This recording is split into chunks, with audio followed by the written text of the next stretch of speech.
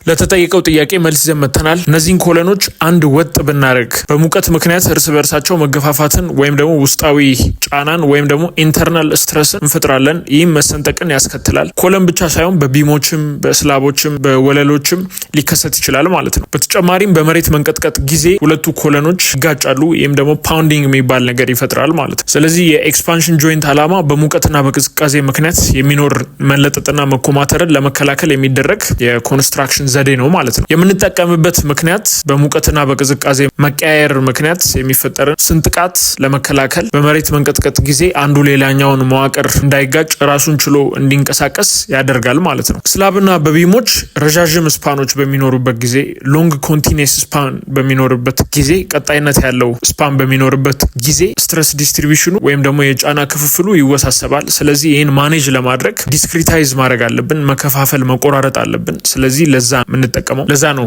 ድልድዮች ላይ ቢሞቹ የተቆራረጡ የሚሆኑት ኮለኖቹም የተለያዩ የሚሆኑት። ለኤክስፓንሽን ጆይንት የምንጠቀመው እቃ ፎም ልንጠቀም እንችላለን፣ ቢቱሙን ቦርድ ልንጠቀም እንችላለን፣ ኮርክ ልንጠቀም እንችላለን፣ ረበርም ልንጠቀም እንችላለን። ኤክስፓንሽን ጆይንት የምንጠቀምባቸው ስፓቶች ስላብ ላይ ልንጠቀም እንችላለን። ረዣዥም ግድግዳዎች ካሉን፣ ሎንግ ዎልስ ካሉን ድልድዮች ላይ ልንጠቀም እንችላለን። የእግረኛ መንገድ ፔቭመንት ላይ ልንጠቀም እንችላለን። የቢልዲንግ ጀንክሽን የህንፃ የሚገናኙበት ፖይንት ላይ ልንጠቀም እንችላለን ማለት ነው።